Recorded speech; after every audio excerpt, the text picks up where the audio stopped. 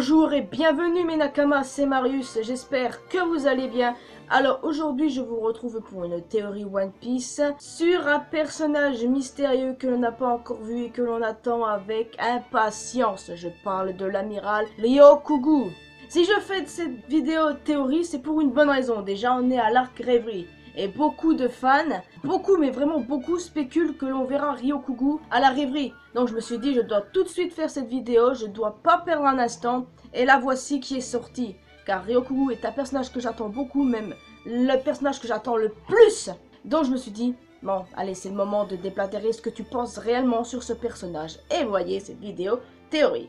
Ryokugu, surnommé le Taureau Vert, est l'un des deux nouveaux amiraux de la marine recrutés après la bataille de Marineford avec Isho alias Fujitora.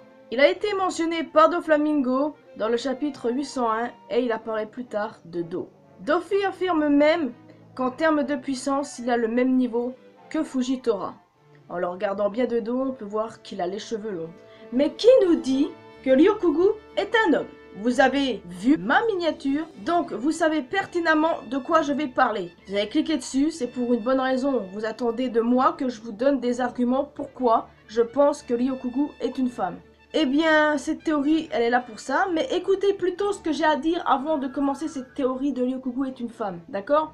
Parce qu'il y a une théorie assez célèbre qui dit que Ryokugu sera basé sur un acteur japonais. Parce que si on réfléchit bien, oui, les amiraux sont inspirés de ces acteurs japonais. Par exemple, on commence par Sakazuki alias Akainu, inspiré de Bunta Sugawara. Kuzan alias Aokiji, inspiré de Yusaku Matsunda. Borsalino alias Kizaru, inspiré de Kuni Tanaka. Et quant à Isho alias Fujitora, inspiré de Zaitoshi, issu de la série du même nom. Le vrai nom de cet acteur est Shintaro Katsu. Et d'ailleurs, Zaitoshi est aveugle dans la série.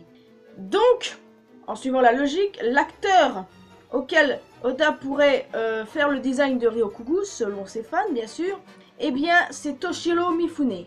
Oda a déjà dessiné l'acteur avec des cornes de taureau. Enfin, je sais pas si c'était des cornes de taureau, mais il l'a dessiné avec des cornes. Donc les gens ont conclu que c'était une sorte de foreshadowing quant à Ryokugu qui serait un homme en fait, et qui serait inspiré de Toshiro Mifune. J'ai envie de dire que le fait que Ryokugu ait des cornes, ça me plaît pas du tout. Non mais vous croyez quoi? Vous croyez qu'Akainu, il a des crocs? Est-ce que vous croyez que Kizaru, il fait des ouah? Ou est-ce que vous croyez qu'Aokiji, il vole? Ou que Fujitora, il a des griffes? Non mais attendez un peu. Non. Je pense tout de même qu'un personnage d'Oda ressemblera à Mifune, mais ce serait plutôt un samouraï de Wano Kuni. Pourquoi je dis ça? Eh ben, parce que Mifune apparaît dans un film qui s'appelle Les 7 samouraïs, où il est justement lui-même un samouraï. Et on trouve les samouraïs à Wano Kuni.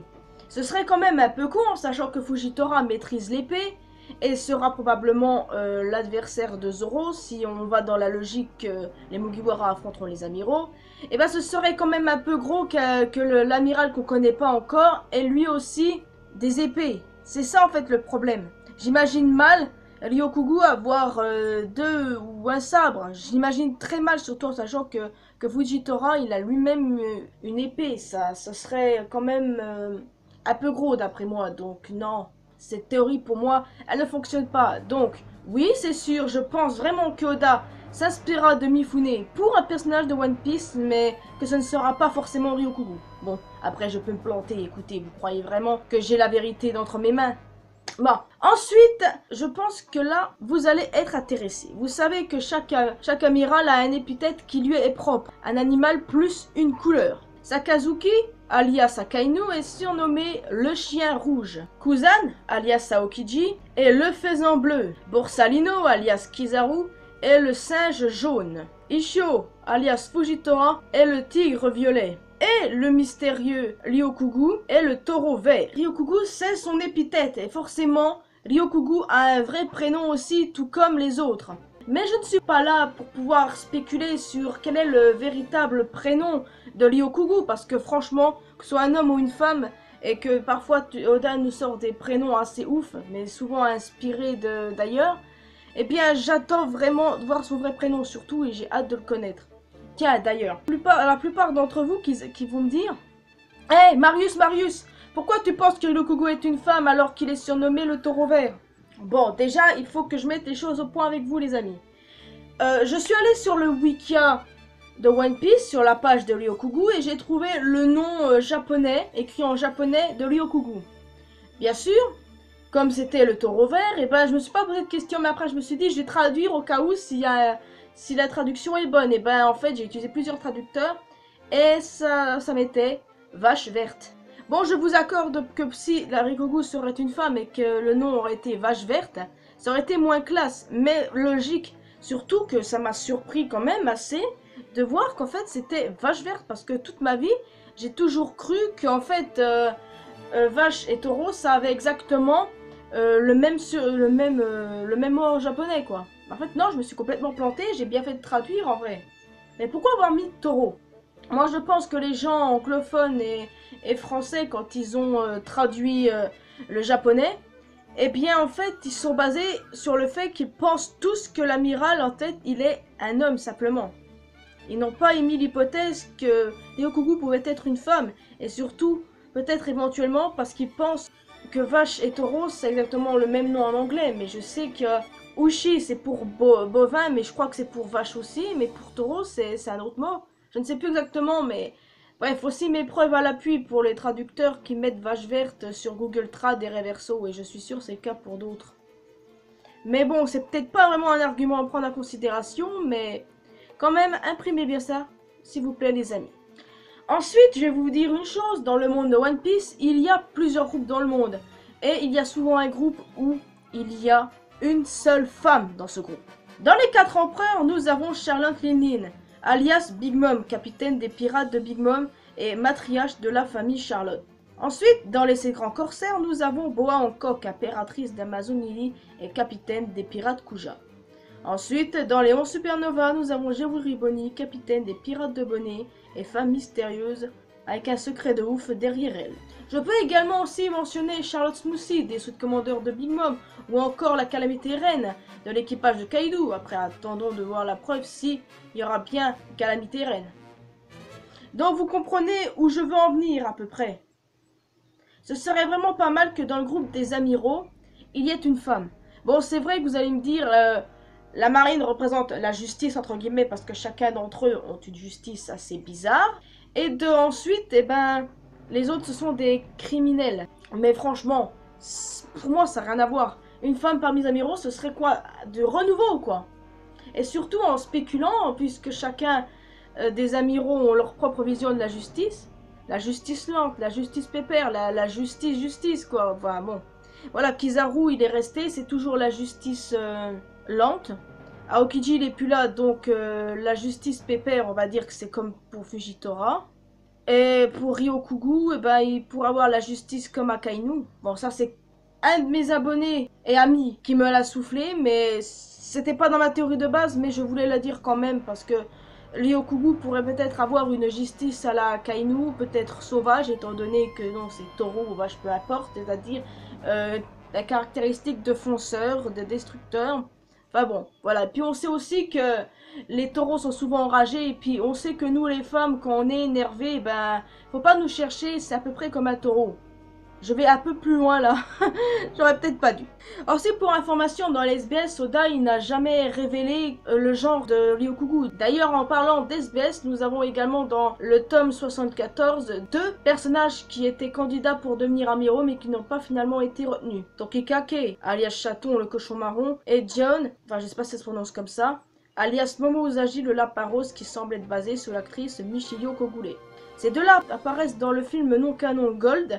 Beaucoup de fans pensent que ces deux personnages ne sont pas canons à l'histoire. Mais navré de vous la dire, mais apparaissant dans les SBS, pour moi ils le sont. Pourquoi est-ce que je parle d'eux?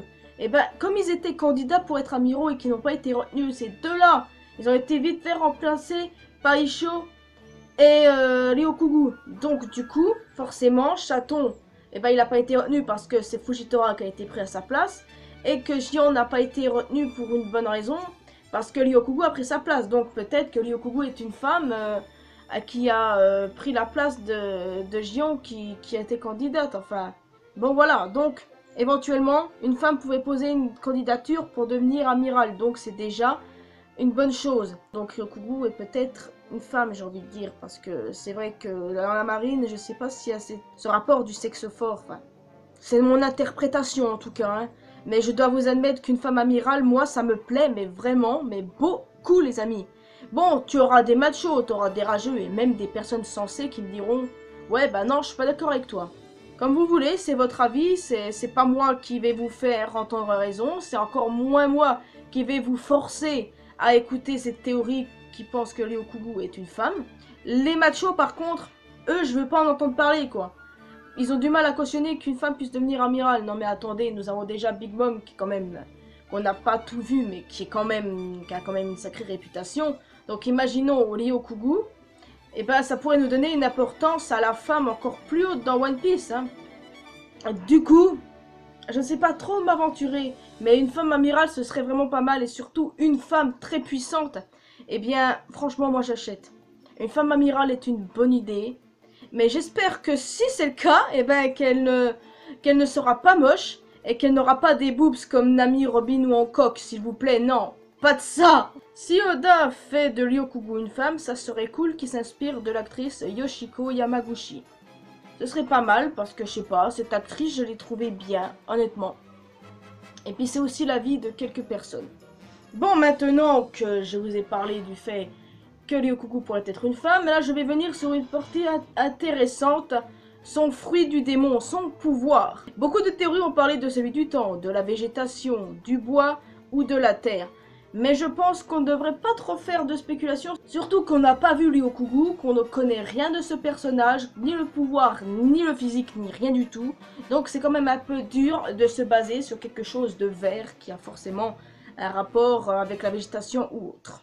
Bon, on peut quand même faire des petites spéculations, mais écoutez un peu. Avant l'ellipse, nous avions en amiraux Akainu, Kizaru et Aokiji. Ensuite, après l'ellipse, Akainu est devenu amiral en chef, et les amiraux sont devenus Kizaru qui est resté, et Ishio et Ryokugu qui ont pris les autres places. Et si on réfléchit bien, avant l'ellipse, le groupe d'amiraux ne possédait que des Logia.